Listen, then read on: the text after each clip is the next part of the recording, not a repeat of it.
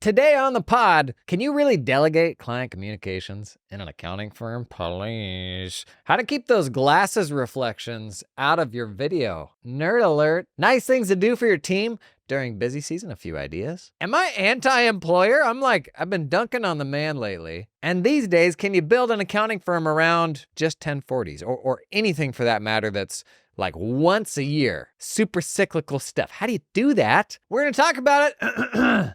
Come on in. It's Q&A Friday. Yippee!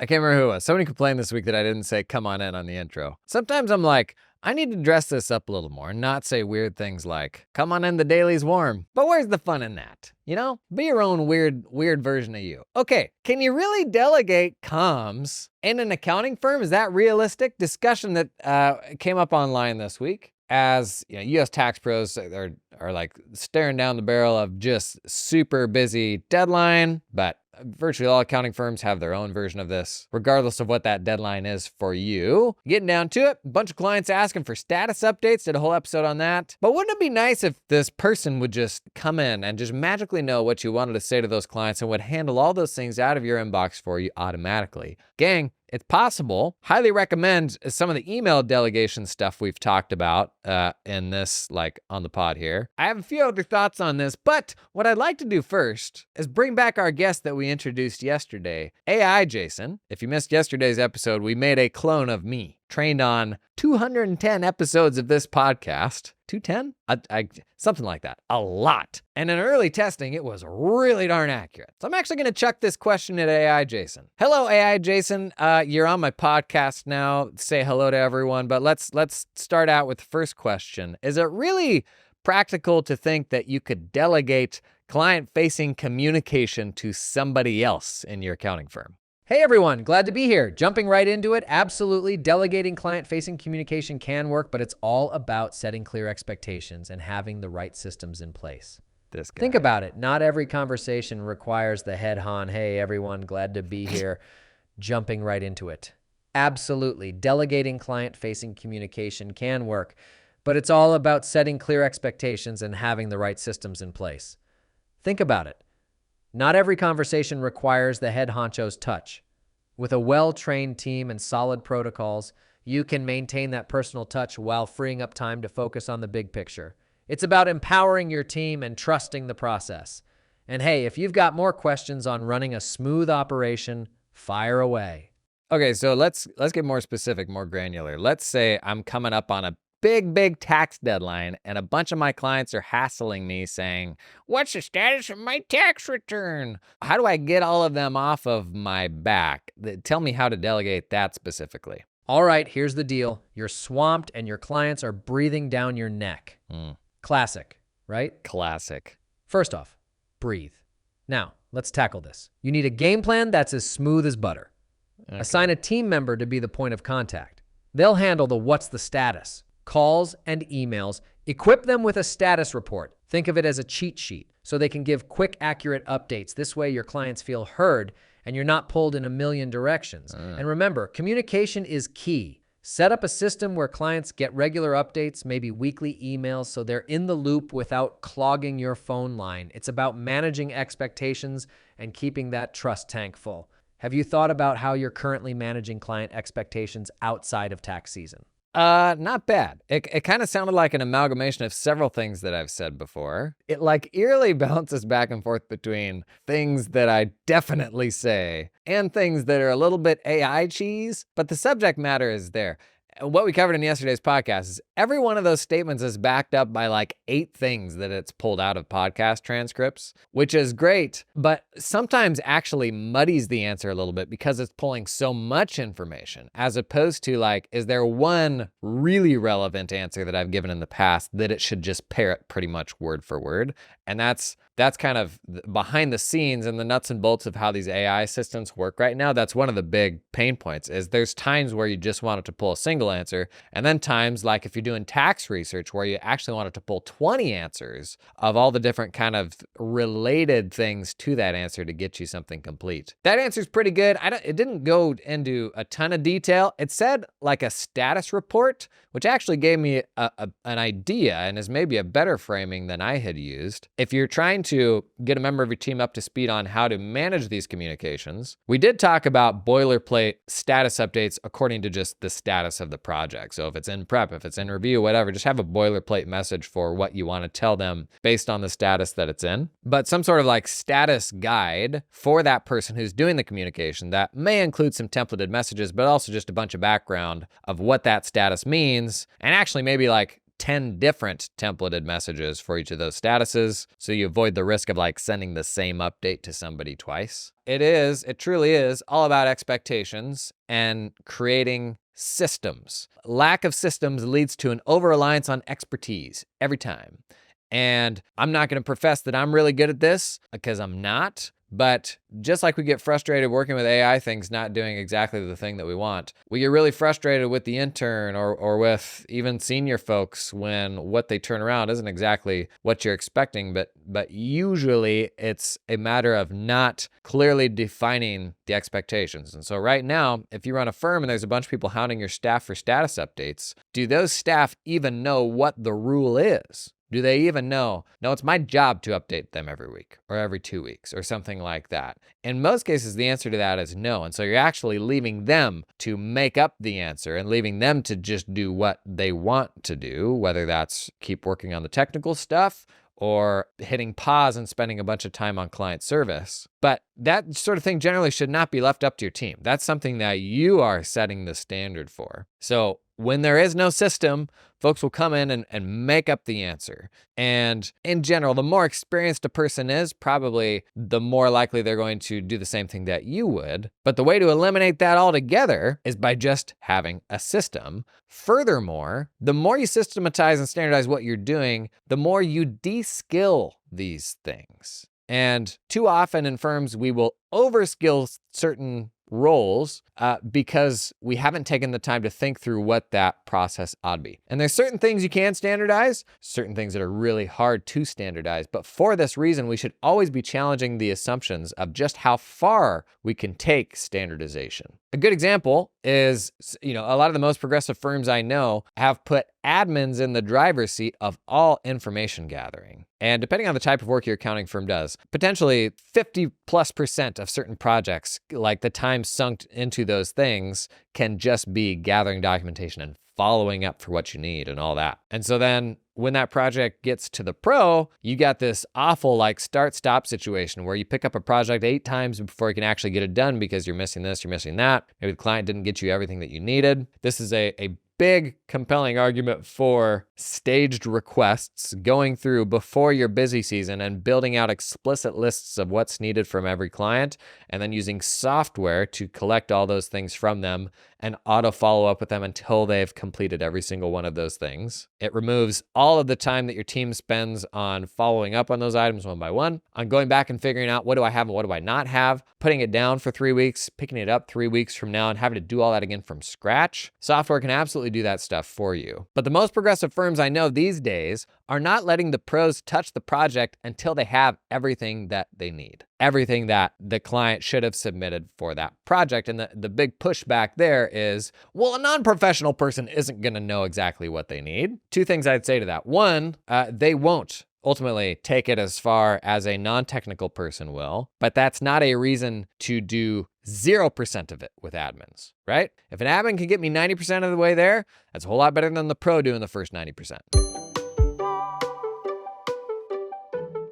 This episode, it is sponsored in part by the fine folks at LiveFlow. Tell me if you've ever had this situation before. Somebody needs some information from the QuickBooks file, Maybe it's an advisor. Maybe it's like the financial advisor, some other stakeholder, a board member, maybe even the client, but you don't want that person to have access to the actual QuickBooks file itself. Or maybe you're at like number of user limits for your QuickBooks license. Man, I had this all the time where I wanted to give them like a subset of information, but oh, Lord knows I do not want them to have full access to the books. Gang, it's actually a really good use case for LiveFlow because you can selectively sync any little detail out of the QuickBooks file to Google Sheets. A situation where we actually had this a lot. You've got somebody within the company that like manages ad spend, but I need them to tell me like what events certain ads are associated with, and they need that data for their own analysis, but you can't give them the full P&L.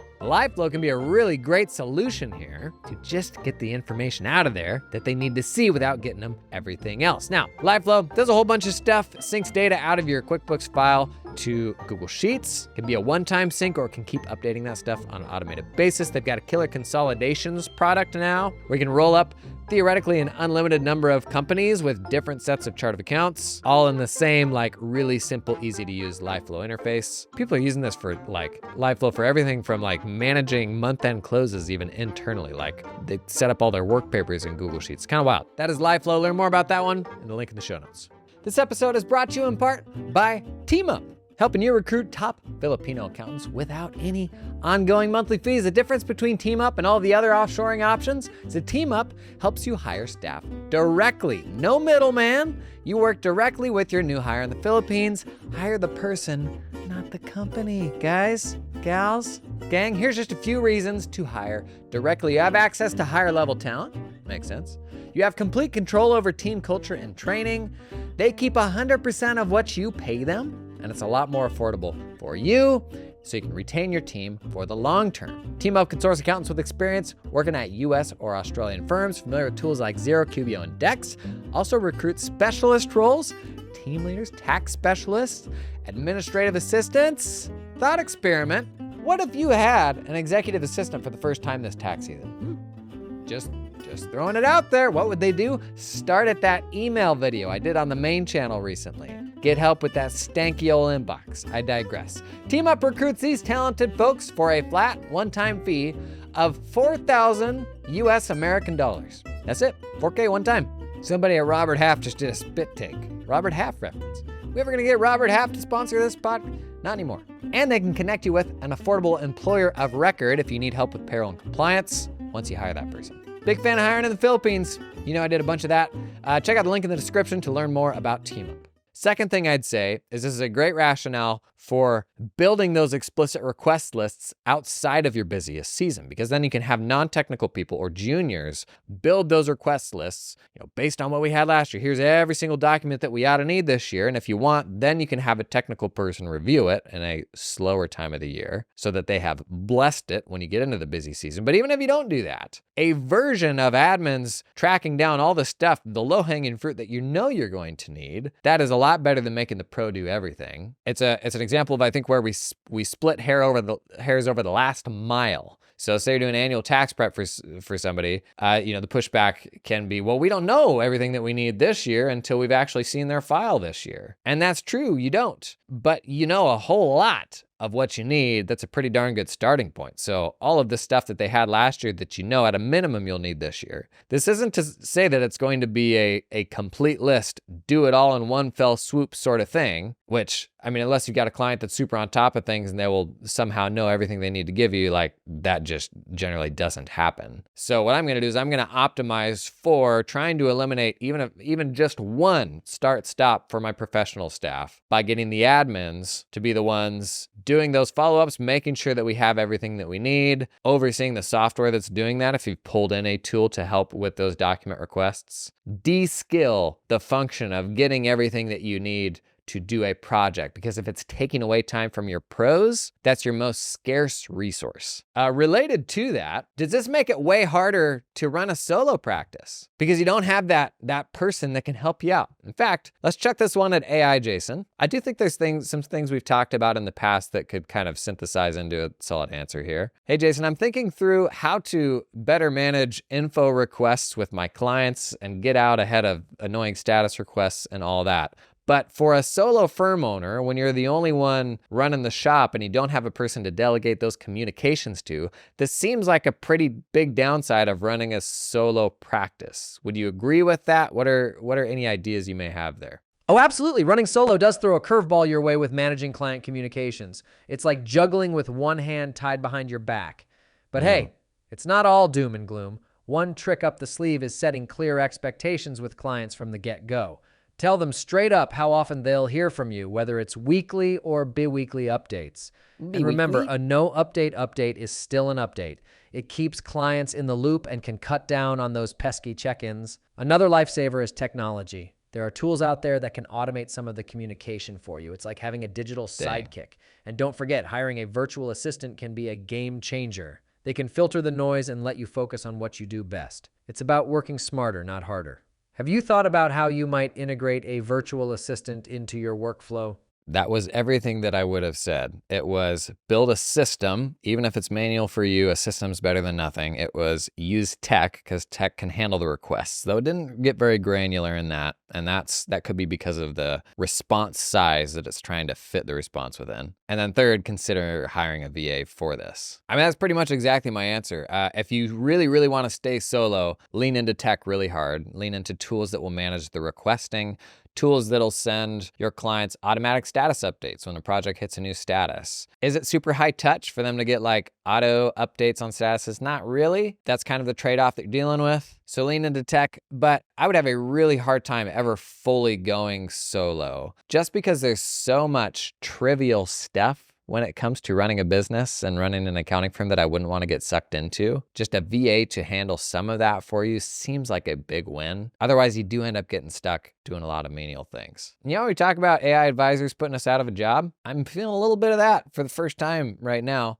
Glasses reflections. This thing comes up a lot. I shared some tips on Twitter the other day. You wear glasses, you know how annoying it is to do videos, and you always have the reflection, either of the display or a light in your glasses. Couple tips for you here. The main causes of those reflections will either be a monitor, a light, sometimes windows. If it's a light, move it up. Get that light higher. If you think about the plane that the camera is on to your eyeballs, the light just can't be on the same plane. So if you get that light up higher, it'll get out of the reflection. If the problem is your monitor, consider a way to invert the colors on your monitor. So what's actually reflecting is the white light being projected out. If you can turn your monitor off, great, you've solved for that problem.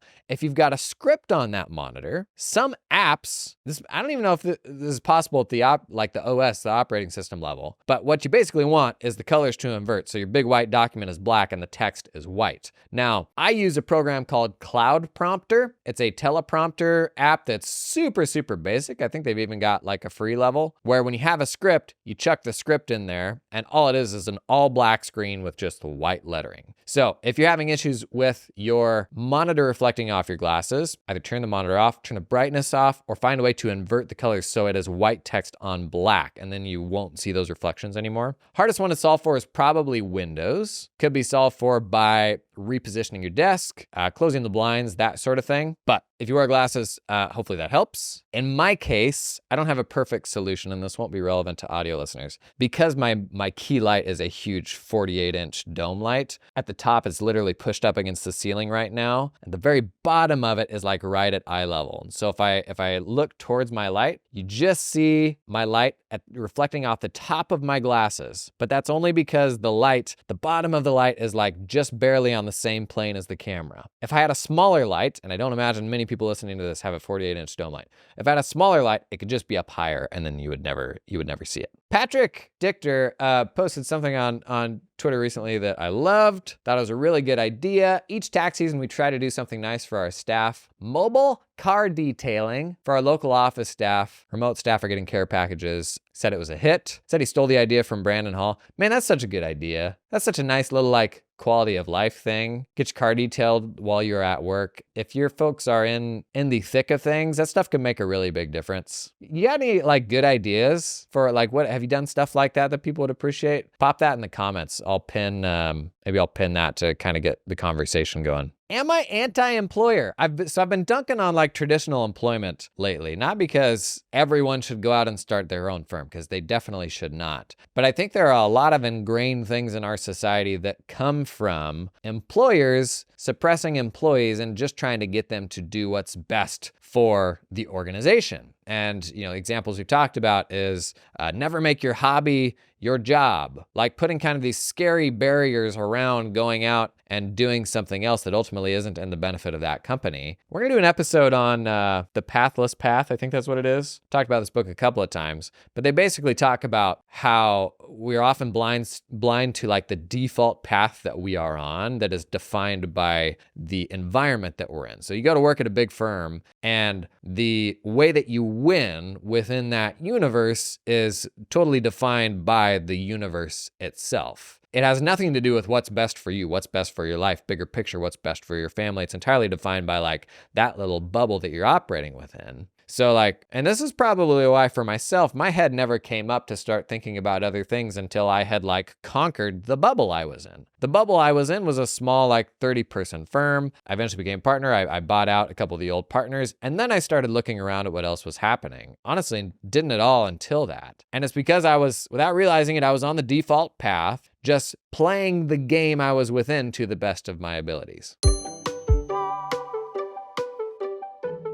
This episode is sponsored in part by Interval. Interval helps accounting firms unlock opportunities and optimize results for your SMB clients. This one's pretty cool. It's basically like a connector that will then surface automated insights based on the ledger connection. So with more business owners to serve and less time to serve them, Interval is the conduit to information and insights that put your advisory practice ahead of the curve. Here's the curve. How do you get ahead of a curve? Just from a geometric standpoint. Is that like another curve with a bigger radius? Through a quick connection to your client's financial data, you get access to automated data discovery and advanced analytics. Interval delivers actionable insights on valuation, industry benchmarking, excess working capital, tax advisory opportunities, and more, filtering out the noise and highlighting only what you need to spark advisory opportunities. Interval provides foresight into financial forecasts and overall business health while protecting and growing SMBs, creating a shared understanding, because when businesses grow, so do you. Man, I wish I had stuff like this when I was running my firm. If you've got access to the ledger, that is a treasure trove of opportunity and good advice that you can give people. I was always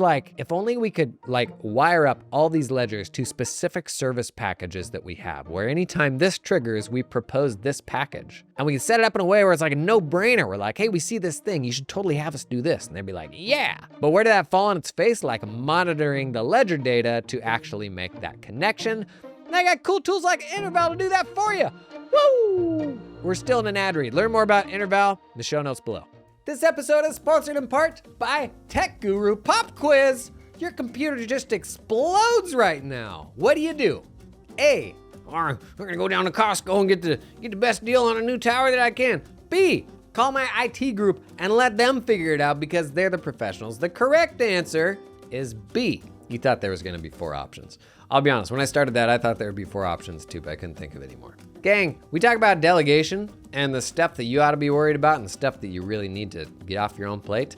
IT, tech, please just stop, okay? There's professionals for this sort of thing. I don't want Tina spinning up her new Etsy shop, going out and filing her own tax return. But computers? You got computers figured out, do ya? You just don't, okay? You just don't. Tech Guru, they just work with accounting firms. They know the stupid apps we have to use. They know the great apps we get to use. They know the cyclical natures of our business, so they're gonna get up off your back during busy season. But yeah, no, I'm sure that you know more about how to manage IT than a company that literally just has a big old team of people that just talks with accounting firms about all their tech stuff all day, all night, deals with it nonstop. But yeah, no, I'm sure that you know better than they do. Why am I so upset? Check out the link in the show notes to learn more.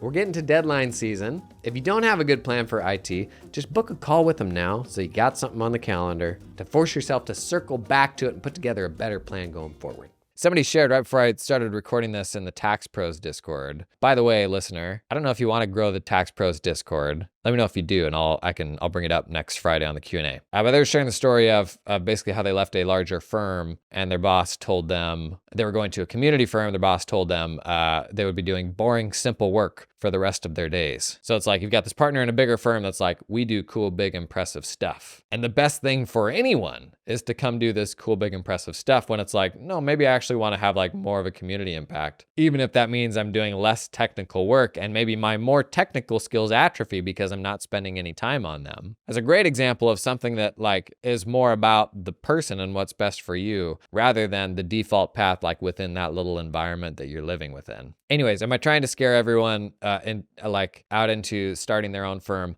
I'm not, but I am trying to make people who work for legacy firms much more aware of the opportunities that are out there, which is exactly what this profession needs to keep everybody from leaving. Because I think a huge percentage of the folks that are leaving the accounting profession are in a sucky employment situation. And if people like myself, if people like you firm owners who are running progressive firms can get the word out there that there's a better way to do this in a sustainable way that supports entrepreneurs and is actually a pretty rad lifestyle, like that's messaging that we need to get out. We've actually been working really hard the last couple months thinking through what are some ways that I can connect progressive accountants with progressive accounting firms within my audience. I know I have a lot of progressive accounting firms in my audience, and I probably have the biggest funnel online, like collecting progressive accountants via content. And when most of those people find this content, the vast majority of them will be working for legacy accounting firms. And if that person's either going to leave the profession or go work for a progressive firm that like is also learning from this content,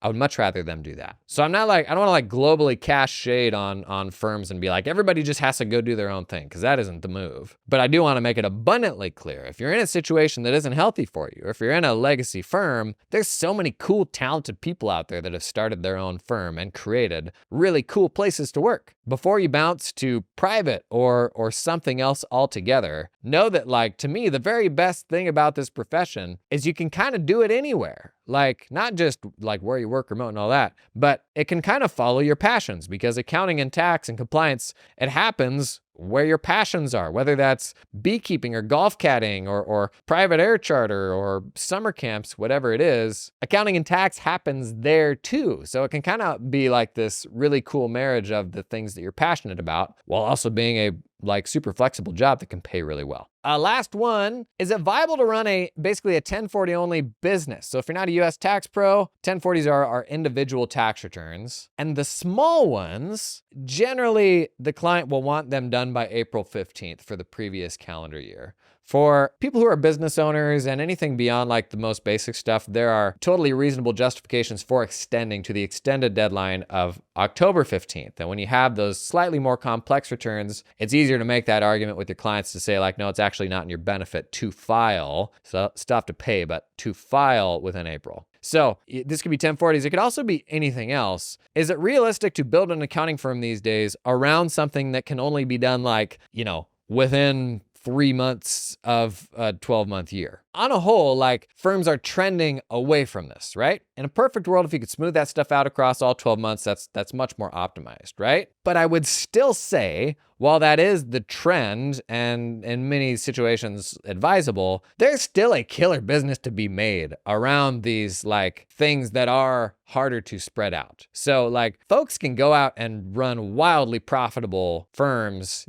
doing 1040 work. I mean, I don't want to lose perspective of just how fortunate many of us are, especially if you like wind back the clock to past jobs that you did, like how short that path is to like making six figures just doing 1040s. Like there's not many professions where you could frankly work your butt off for a few months of the year, but still take home like six figures and have a pretty chill rest of your year. Now, that doesn't mean that you shouldn't try to figure out like, how do I keep busy the rest of the year? And there are ways to manage this. This is not unlike, the age-old problem of accounting practices where all their clients want to get their month-end close done by the 5th of the month, right? Or the 10th of the month. Pick a number. What do you do the rest of the month? Like that's where you think about what other services can we sell to keep the team busy the rest of the month after we get that month-end close done. So it's not to say you still shouldn't think strategically about other things that you can do. But you can still like, and I'm thinking about the US tax market with 1040s and all that, and every market may not be this way, but there's still enough scarcity there to where you can charge enough, and it's really easy to find those clients, and you can collect all the returns of that the other firms are shedding because they're moving away from that. Like, there's still a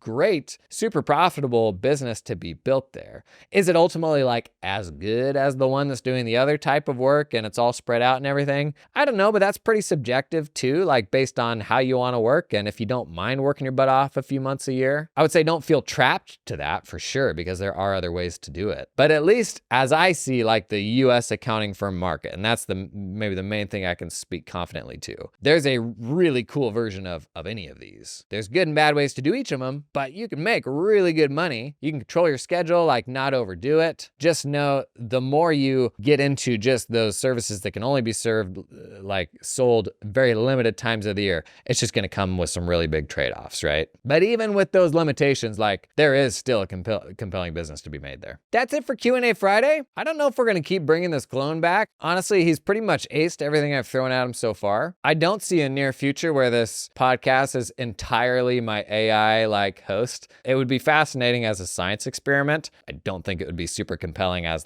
content. I think we're a long ways from that, and I wouldn't subject you to that. But I'll be honest, I kind of don't know what to do with this guy right now. I wrote about it in the newsletter this week. I'll be fascinated to hear if you find ways to make use of this. Is it just like a parlor trick, or is this like the future of how people interact with your expertise? It's maybe hard for me to know right now because I'm on one side of it and it's not useful for me because it will just say the same things that I will say. If I think about talking with my attorney or something else like that, yeah, I think that probably would be pretty useful, not as a replacement for the attorney, but as a step between nothing and the full-blown deal. But it'll be interesting to see how that stuff develops, whether that ultimately becomes normalized or not. That's all we got for today. You got questions, drop them in the comments. This is my favorite day of the week, going through these questions each Friday, and I'll see you next week. Toodaloo!